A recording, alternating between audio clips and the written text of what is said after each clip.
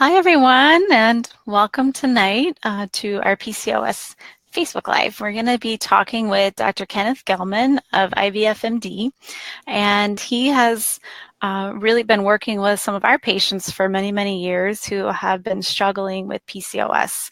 And I'm really happy to have him here to kind of pick his brain and answer some of our burning questions regarding some aspects of PCOS that could be really difficult to explain. For those of you who don't know what PCOS is, we're going to go into detail about that a little bit, but maybe you have a friend or a family member who has just been diagnosed with PCOS and you want to know a little bit more about that. And perhaps you just have some questions because you just found out that you have PCOS and you want to know what the best ways are to treat it and basically get an idea of if you're heading into a medicated cycle, what might be in store for you, and what are some common misconceptions that people might be telling you about PCOS or that you might be reading online. So without further ado, I'll go ahead and introduce Dr. Gelman. Welcome, Dr. Gelman. Good evening. How is everybody out there? Great.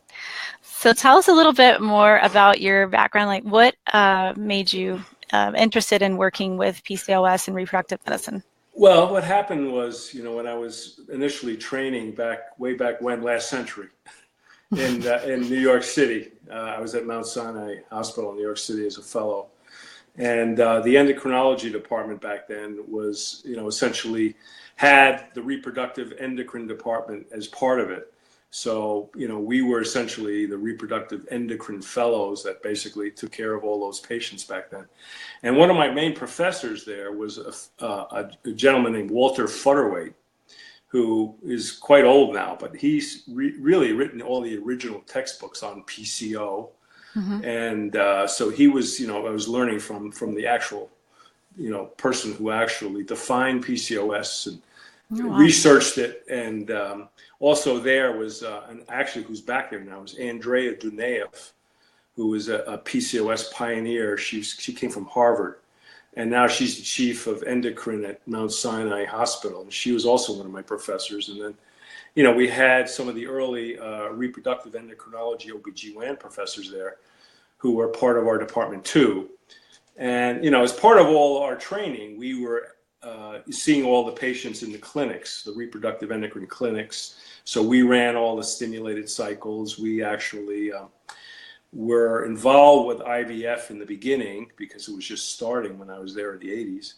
Mm-hmm. So it was our input and OBGYN's input at the time before it actually became solely an OBGYN specialty. So that's where my interest came. Mm-hmm. And I had extensive experience in it because I've seen a lot of it back then. And we were now first getting involved with insulin resistance back then, but we weren't treating anybody with medications yet, like metformin yet. That came later. But we, as fellows back then, really kind of had a lot of PCOS patients in our clinics. So we really knew about it. So when I came down here in practice, I sort of naturally gravitated to that. And, I felt that was my main area of interest and specialty. And that's where I sort of picked up my whole reproductive practice from there because it grew from PCOS. And I think, most reproductive people now these days probably see a good majority of PCOS patients in their clinics. But that's where it came from. So, that's where my interest is. And that's why I see a lot of patients with it. And I have a lot of, joy taking care of these patients because, I think we've really helped them over the years. Definitely. And being a reproductive endocrinologist, you kind of put everything together, not just, Yeah, because we have, we had a lot of the endocrine background in addition to the OBGYN mm-hmm. background. So it was a little both. So I think that's the best, those patients are best served by physicians who have that background, I think. Mm-hmm. And can you explain to us a little bit about what is PCOS exactly? Well, a lot of people, say, oh, I have PCOS, or I was diagnosed as having PCOS.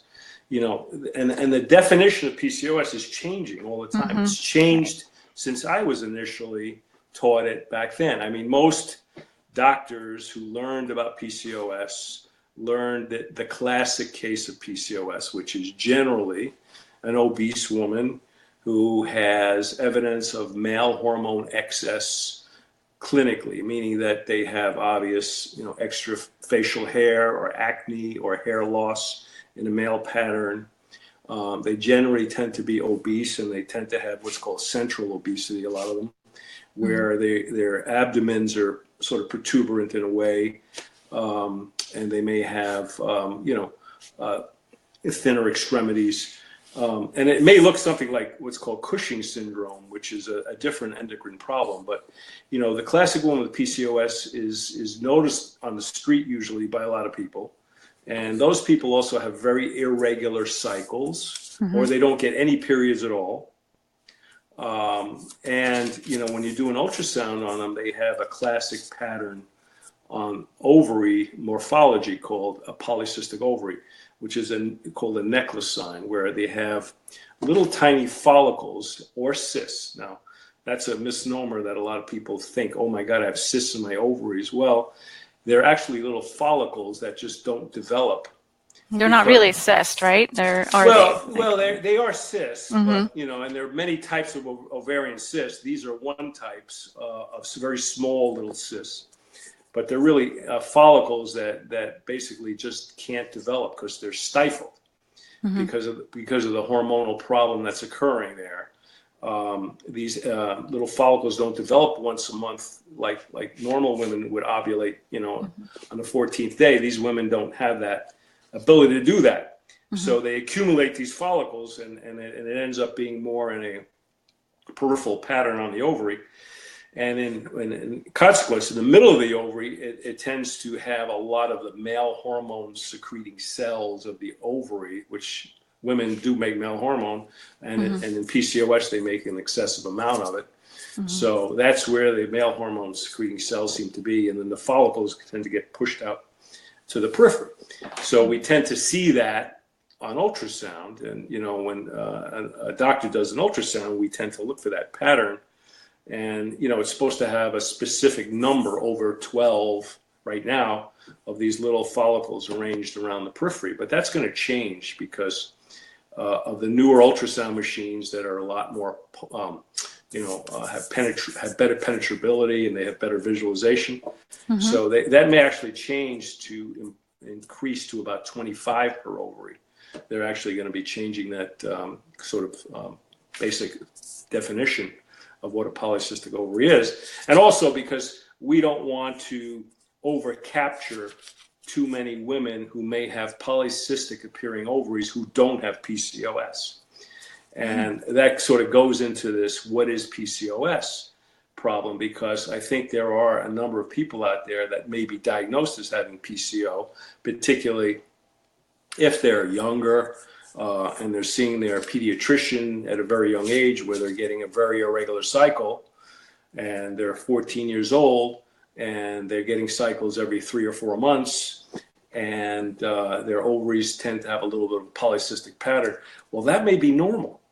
So sometimes these patients are diagnosed as having PCO way back when, and they may outgrow that whole problem, and their ovaries may not be so polycystic in a couple of years. The ovarian volume actually changes as you get older. It's actually larger then. So one of the other things we tend to see in women who really have PCOS is a larger volume ovary. But even in adolescence, the volume of the ovaries tends to be larger, and it gets a little smaller as they get a little older. So some of these people, who are teens, are diagnosed as having PCO, and they may not really qualify as having it. That's interesting. So that's one of the reasons why this definition may be changing as time comes. So the current definition is basically 2 out of 3 factors. Well, characteristics. Yeah, the basic definition, as of now, there was something called the Rotterdam criteria that came out in 2003. They actually came out with 4 different subtypes of PCOS. And they defined it by your periods, by your ovarian ultrasound, and by your male hormone concentration. And note that weight is not an issue or a criteria here, because there are a lot of women probably a good 40% of women who are very thin, who have PCO based on these new criteria, who, you know, don't fit the classic pattern that I described that most doctors learn in medical school. So actually, of the three things that we just described, periods, ovarian ultrasound, and androgen concentration, there's 4 different subtypes in each. So within the period group, there's 3 subsets that could have irregular periods, and 1 can have normal periods, actually, and you could still have PCOS. In the ones that have normal periods, though, they usually have polycystic ovaries on ultrasound, and they will have high male hormone concentration. So you can see that there are subsets of PCO patients out there who can have normal sounding periods. And yet their doctors may say, nah, you don't have PCOS. You know, you don't have irregular periods. But if they look a little carefully and they look at these different definitions, they may actually qualify. And yet there are other types, you know, most of the other types are described, usually had irregular periods, but yet there are some that don't have polycystic ovaries on ultrasound. But yet their male hormone concentration is high. So they've got to have a couple of those criteria, you know, at least. And now I believe that the newer definitions of PCO to include more antral, you know, more cysts, like I described, will also include the actual presence of androgen excess. So if you have androgen excess, either clinically like extrafacial hair or hair loss, that is a very potent physical sign that you have PCO. Acne alone is also not a definition of PCO. In other words, some patients may present to OBGYNs or to dermatologists at a young age with acne. And the dermatologist says, oh, you must have PCO. And they kind of put this definition in there. And they may not. Acne is not part of the definition. How do you feel about a teenager given birth control to help with acne or help with the, you know, maybe the, you know, strange cycles that they're experiencing and all of that, and maybe, you know, not being told that perhaps they might have PCOS? Well, yeah, that's pretty common, actually. You know, sometimes the pediatrician may not want to stigmatize that patient, you know, and she's, you know, mid-teens or, you know, whatever, and she's stigmatized by having acne and, you know, maybe having irregular periods, and the pediatrician may just put them on birth control pills, you know, without clearly defining maybe what it necessarily might be. And then those are the patients that, you know, a lot of times end up in our office in their 20s and trying to get pregnant. And then we tell them that you've got PCOS, and they say, I have what? You know, but alternatively, you know, the sharper pediatricians will send them to pediatric endocrinologists who, you know, are pretty astute, and they usually figure out this patient has PCO or doesn't, you know. But again, those criteria I think are still in flux to a great degree, because there are so many subsets out there, 4 subsets really, that, you know, again, can confuse a lot of doctors, especially ones with normal periods, you know. And one of the other things that comes up a lot is, you know, the androgen levels. Androgen levels, when you're drawn sometimes in basic labs like Quest or LabCorp, they're not that reliable, especially the free androgen index. If they measure a free testosterone, it's usually not a reliable value.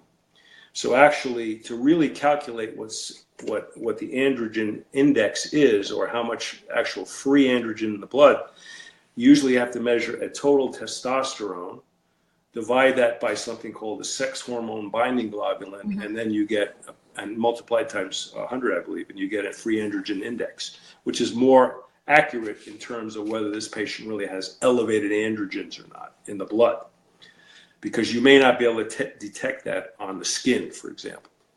So maybe a DHEA and total testosterone doesn't really show. Well, I mean, it may not, you know, because total testosterone, it measures testosterone that's bound up in the bloodstream and not free in the blood. You want to also know what's free in the blood, and that's where that free androgen index I just described comes in. Okay. A DHEAS is another androgen that comes from the adrenal glands, and that can be elevated in about 15 or 20% of PCOS patients. It also kind of goes along with the syndrome. Why that happens, nobody's really clear, but Okay. it's something I routinely measure. And so when we talk about, like what's the most common misconception and myth regarding PCOS, you mentioned women are not always overweight, but I think a lot of people associate PCOS with obesity or weight gain. Correct. What would you say to someone who said, well, I can't have PCOS because I'm thin?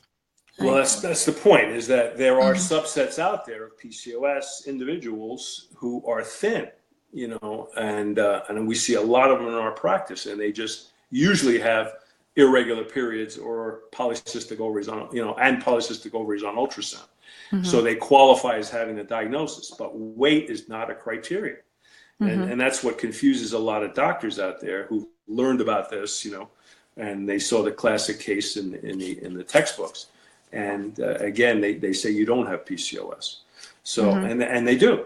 So I would say that if a woman is overweight, it may make the symptoms of PCOS worse, because the more overweight you are, the more insulin resistance you have, and that tends to make the ovary make more male hormone, and it makes the metabolic complications such as pre-diabetic issues worse. Mhm. So, obviously those people need to be treated a little bit more aggressively. And I call those people more metabolic PCOS, while I call the thinner women nuisance PCOS, because it's usually related to irregular cycles or cosmetic issues. There's usually nothing that's going to necessarily change their lifespan. Mhm.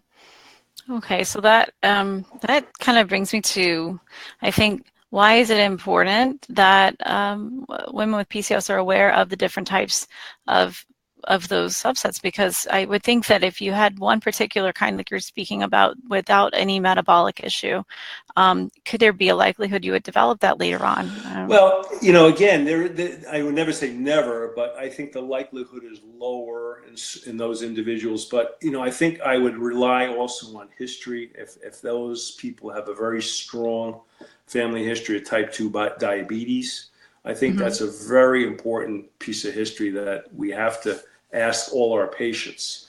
Because if they do, I think those patients we need to pay a little bit closer attention to, because even though they may be thin now, in X number of years, those metabolic complications may occur.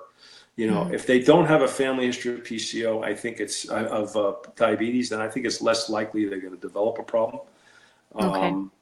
So I think that those patients, while they do have insulin resistance by definition, are probably less likely to develop type 2 diabetes in later life.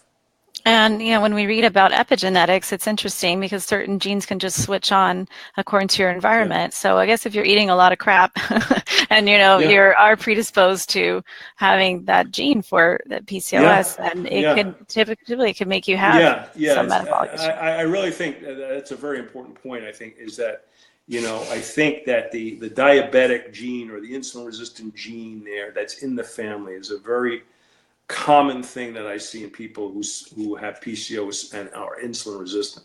Mm-hmm. It's very common, and those people, keep in mind, if they get pregnant, when they get pregnant, they're very high likelihood they're going to develop gestational diabetes, Mm-hmm. which then is basically an 80% risk of type 2 diabetes.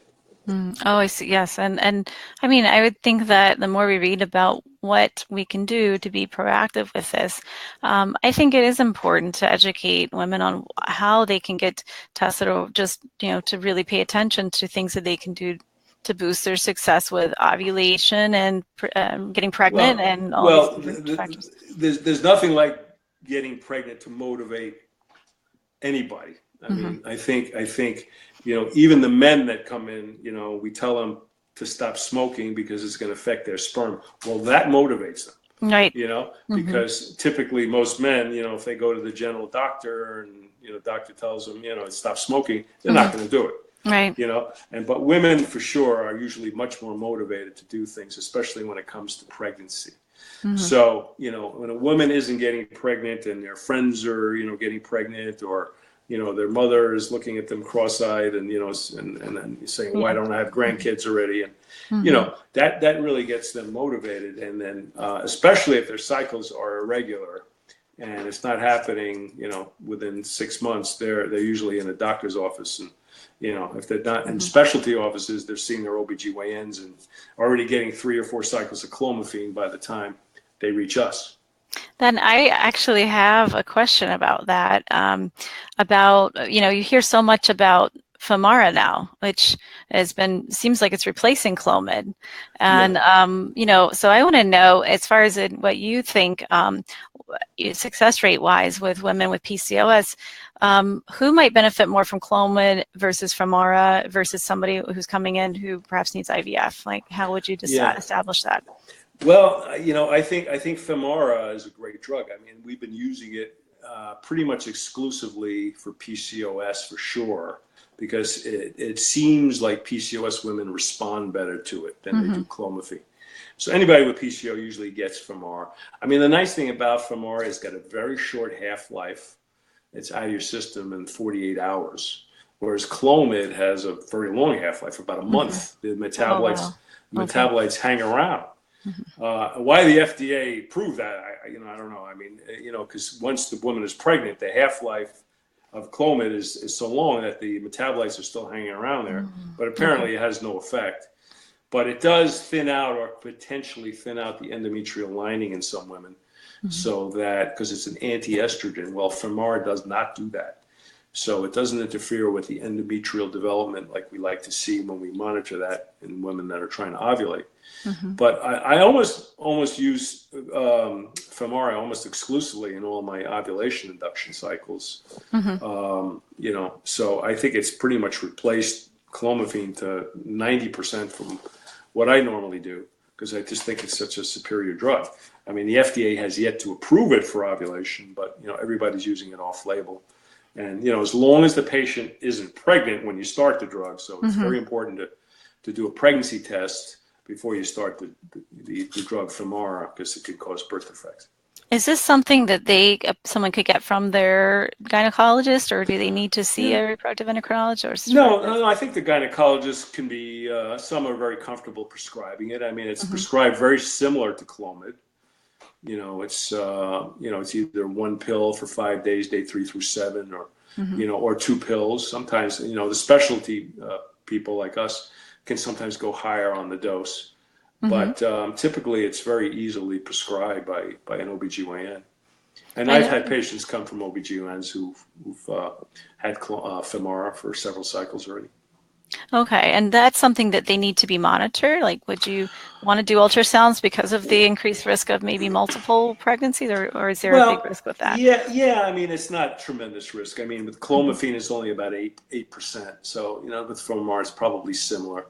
But I mean, I think you always like to know, did the patient, make a follicle? And, I mean, you can measure, I guess, cycle day 21 progesterones. That's another way of doing it. But it's always nice to know what kind of response the patient got, and also to help them trigger ovulation at the right time when the follicles mature. So either if they're having, regular intercourse at home, or whether we're doing an insemination, we have to do an ultrasound so we know. I mean, it's best to do an ultrasound so we know exactly when to, time the IOI or relations. Okay. And then what do you see as far as success rate wise with that? Well, Femara, I mean, it depends again on the patient. I think the success rates are nowhere near IVF, of course. It's probably around, 15% maybe per cycle, something like that, reasonably increased over regular, because I mean, normal relations at home, you probably got about a 5% chance per month. So we can increase it or double it at least, and maybe increase it more with IUI. So I mean, I'd say 3 cycles, if you're not pregnant, I'd say by 3 cycles of Femara or Clomid, it's usually around a 20-25% chance of getting pregnant. And if after those 3 cycles, I think particularly with Clomid, I wouldn't use more than 3 cycles of that. But Femara, you could probably push it a little longer. I'd say 3 or 4 cycles of Femara. If you're not pregnant, I would move it up from there. Okay. And I think that I've noticed that too. It just seems like there's a lot fewer side effects with the Femara versus the Clomid. Yeah. I mean, the usually short-lived kind of side effects, but people do complain about it a lot. The moodiness, and they read about it, so already they have it in their head they're going to get side effects from these drugs, and a lot of times it's just not there. And what kind of, I guess, since you work with PCOS so much and you work in a reproductive clinic, what sets your treatment apart from other clinics, would you say, or doctors? Well, I think we have a lot of individualized care. I think that's part of our success. I think we see the patient sees the doctor through the whole course of treatment, pretty much, as much as we can be there. Certainly during the IVF process, we're there with the patients as much as we can. I think if we talk specifically about IVF, it also comes down to the team approach. It's not just the doctor. We have really good embryologists, and our clinical staff obviously is very dedicated. So I think it comes down to a team approach. And cautiously counseling the patients on success rates and things like that, and what to expect. And as far as IVF is concerned, we're careful about stimulating these patients. We're obviously trying to avoid complications like hyperstimulation syndrome, things like that. But it comes down really to, I think, the team approach, and having good support staff is part of it too, and also just having the experience of doing a lot of this. Right. I mean, that is something that it can be pretty traumatic for someone who's been through an IVF cycle, who's hyperstimulated and ended up, in the hospital perhaps, that's it's not like we don't get it anymore. I mean, we do get some cases. I mean, they generally tend to be milder and self-limited. I mean, and one of the ways that we tend to avoid that is not transfer anybody with PCOS in a fresh cycle, because typically with PCO, when we're doing IVF now, their estrogen levels tend to get pretty elevated, and as a consequence, we don't want to risk hyperstimulation syndrome with them, number one, but also because the lining of the uterus probably gets abnormally advanced from that really high estrogen level. And some of these people don't get pregnant in the fresh cycle because we think maybe it has to do with an implantation effect. So with PCOS and also endometriosis patients, I never transfer in the fresh cycle.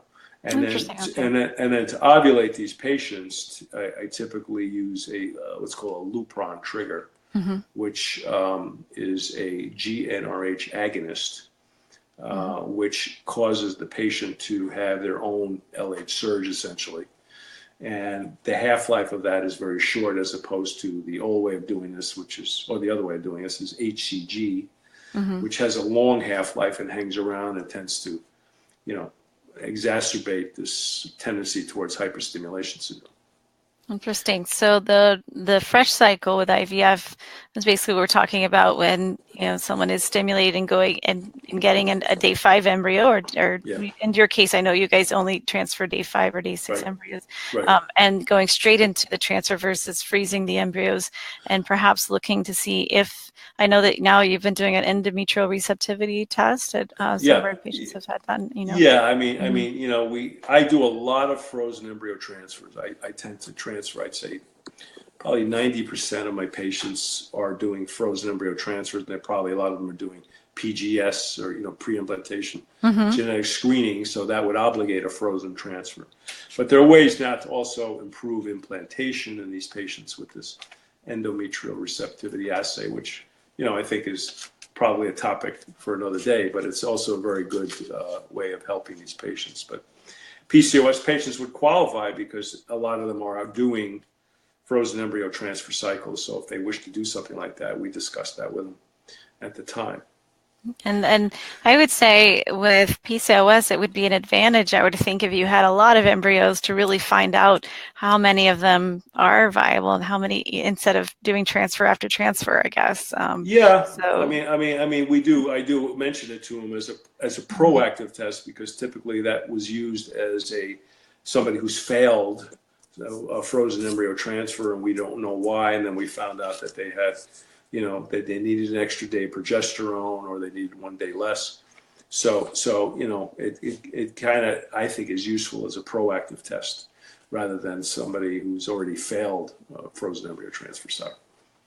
and I mean, that brings us to why the number one reason why most women with PCOS fail to succeed in getting pregnant. I would think it has to do with ovulation, or Yeah, perhaps getting to that yeah. point. So that's Yeah, a lot of women come in, and one of the things that I think that women have to be carefully told, I think, by doctors and specialists such as yourself too, is that they read out there, oh my God, I have PCOS, I'm never getting pregnant. I've already read that I can't get pregnant, and I'm going to get heart disease and die.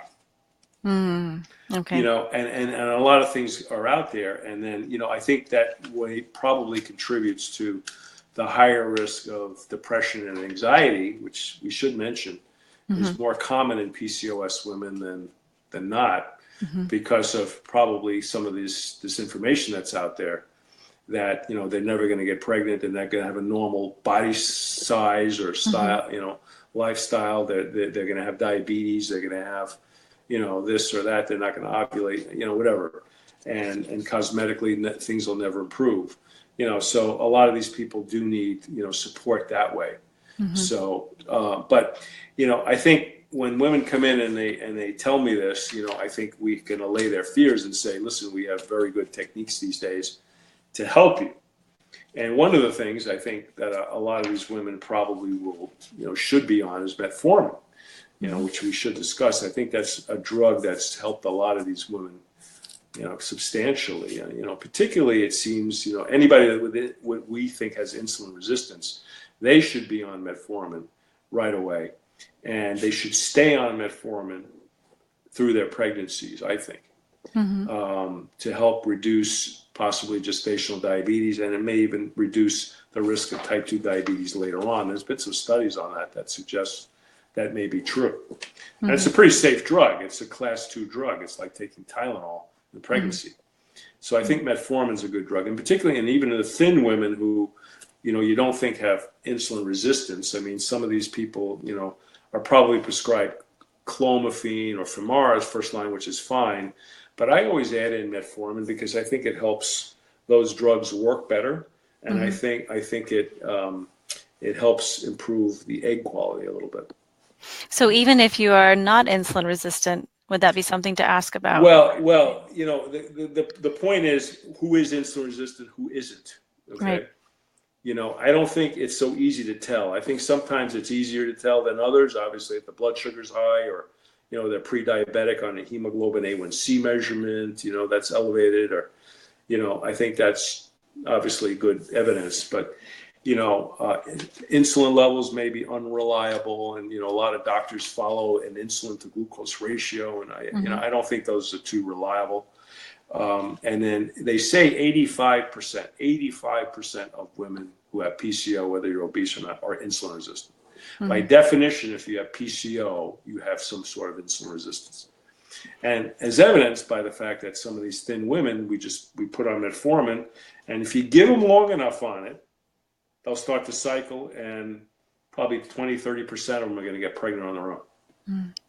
Interesting. Yeah. So that is, we see that some women do really well, but others have a lot of nausea when they first start out. They have to go very slow. Yeah, and the ER variety of it, the long-acting variety, seems to help a lot.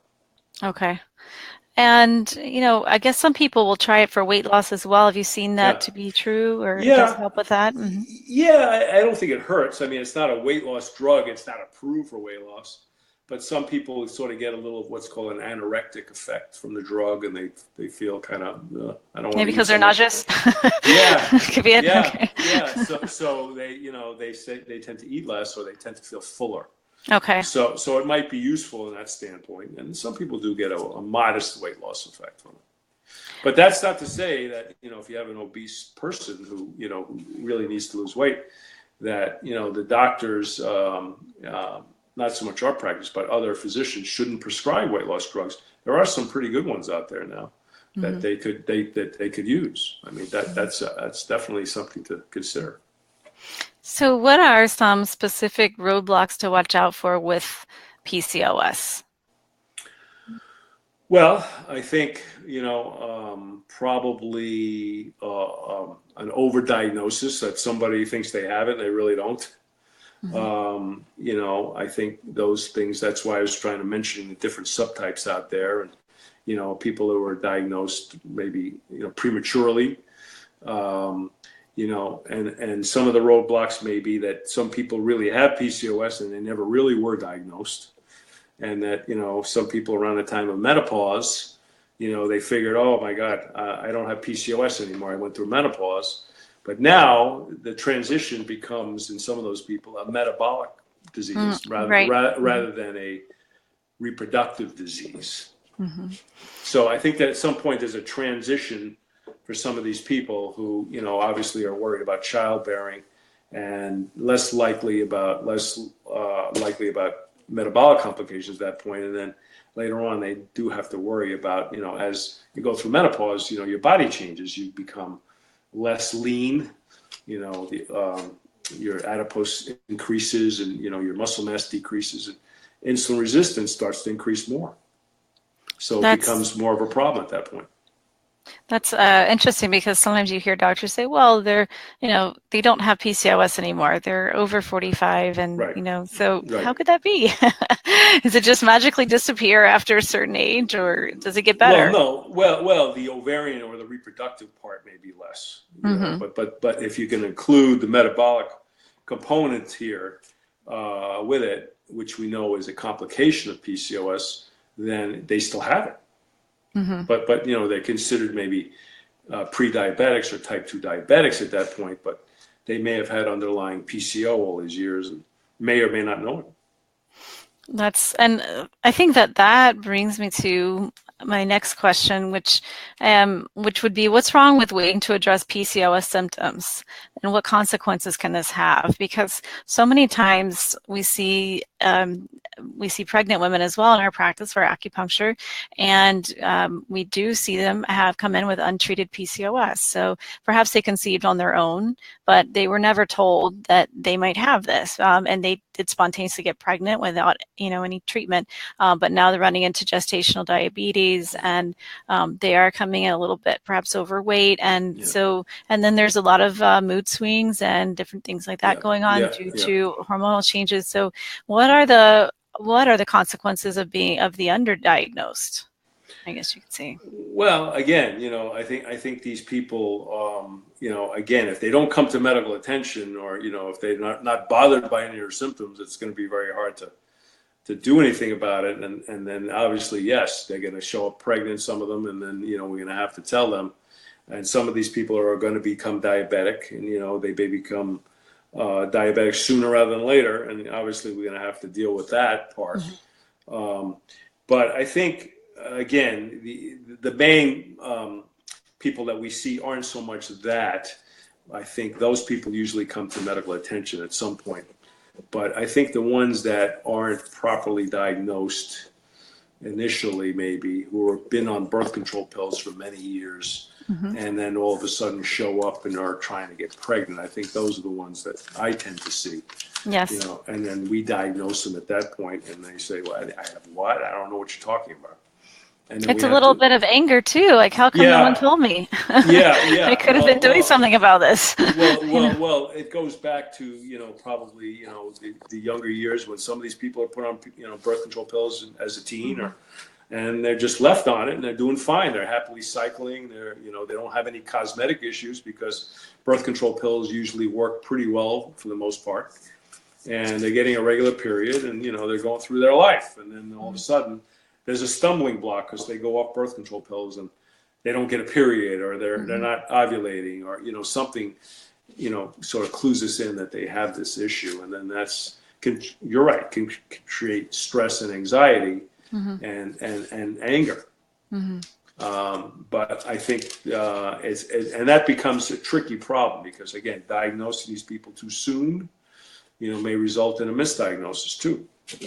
So I think it's going to be an individual case. Like some of these women maybe will get seen sooner, maybe in their early 20s, and maybe at that point, doctor will take them off birth control pills and say, "Why were you put on this in the first place?"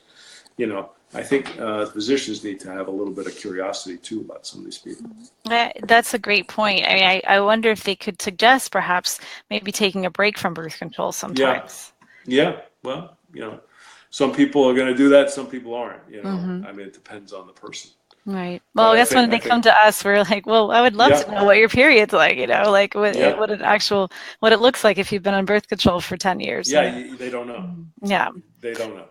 And I know that you do recommend supplements sometimes for your patients, and I know with PCOS there can be a lot of information out there on what's good and what can help. But if somebody's coming to your practice and maybe they're suffering also from poor egg quality as well from the high testosterone levels over the years that they've had, would you still? I mean, I know DHEA would probably be out of the question, but for a lot of women with PCOS, I think it's not a good recommendation because it could cause their androgen levels to get even higher and raise the testosterone. But perhaps would you still recommend some antioxidants and some? Absolutely. Absolutely. So, we usually, obviously, prenatal vitamin, but we'd obviously put them on other things. Like some people use D-chiroinositol as one thing. It has a very similar action to metformin. Some people that can't take metformin, I put on D-chiroinositol, and that's an over-the-counter supplement. And actually, in some people, it works pretty well. Actually, it's available as Pregnitude. Pregnitude, yes, we love inositol here. We put everybody on inositol. It's just it's one of those things where there's no side effects to it. It's a B vitamin derivative, and it can help even putting it in your smoothie. We have it in powder form here that it's tasteless. So there's been a lot of research on that, and I noticed more and more IVF clinics using it for their patients too. I think there's some value to taking that. It's certainly not going to hurt them. Other antioxidants, I know our nutritional people put them on a lot of different supplements, and the people that see our lifestyles consultants, they're very into these different supplements.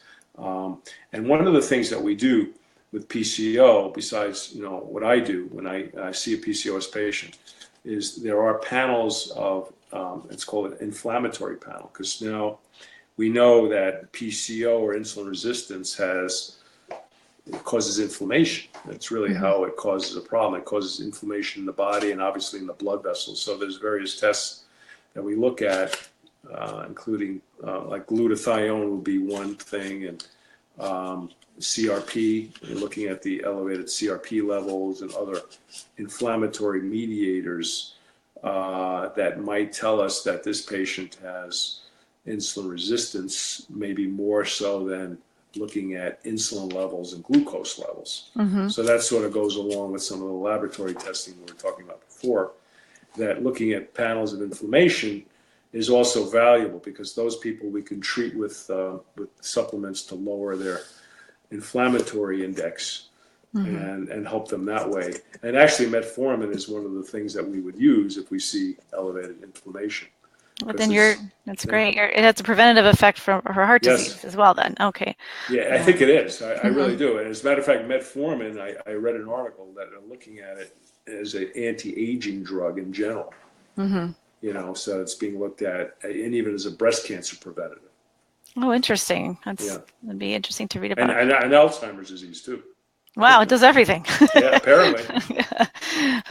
Well, and you mentioned that you have a lifestyle consultant there who is a nutritionist, perhaps, that works with, and we hope to speak with her soon too. Yeah. And how important would you say an integrative approach is with PCOS? Well, I think one of the things that, I was just at the ASRM meeting in San Antonio, and I attended one of the PCOS conferences there and to see what was new. And while there's nothing, novel that's come out, drug-wise for PCO, one of the things that I think I did take away from it, that an integrative approach for PCOS patients is the way to go. And a lot of places around the country have, several specialists on basically seeing these patients all at once. So not only a physician, maybe an acupuncturist, a nutritionist seeing the patient, a psychologist seeing the patient, That's great. and a weight loss specialist in those people. So somebody that gives weight loss drugs, and and also a surgeon on staff to do any kind of weight loss surgery. And so they have all aspects of their care sort of tied in together. And I think those patients are probably going to do very, very well. I mean, I haven't read that full study on this yet, but it seems like the way to go. So a more integrative approach, not just, seeing the physician, physician telling him to go on a diet. I think they need other specialists involved in care. That's wonderful. So there are places that exist such as this. I think it's the University of Texas that has that.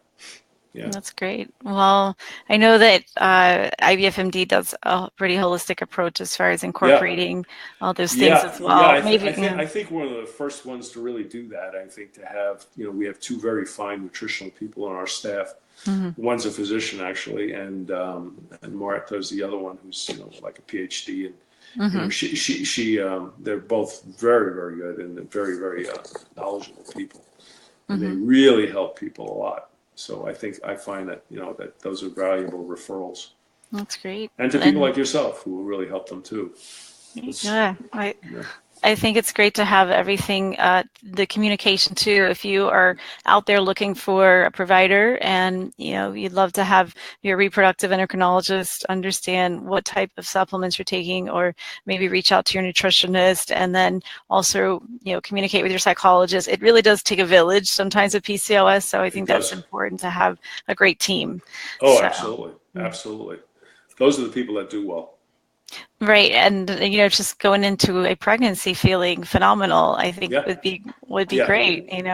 With tremendous support from your whole team. I mean, that's the way to go. And so one of the things that we try to focus on, again, going back to maybe why we're more successful, is that we make sure that the patient is as healthy as can be before they really try to get pregnant. So one of the things we'd like to also emphasize is that if their BMI is high, we'd like to try to get that way down under a realistic level before they even try to get pregnant, to reduce their risks of complications in pregnancy. And we make sure they have a lifestyle consultant evaluation and or psychologist or whatever they need, at that point. So I think it is something that we are very, I think, trend-setting on, if I might say. I think we kind of look for those things ahead of time rather than deal with them later. That's a preventative approach that I think works wonderfully well. I'm sure everybody will be interested in getting those links if we find links to places around the country, perhaps that actually have these type of programs in place.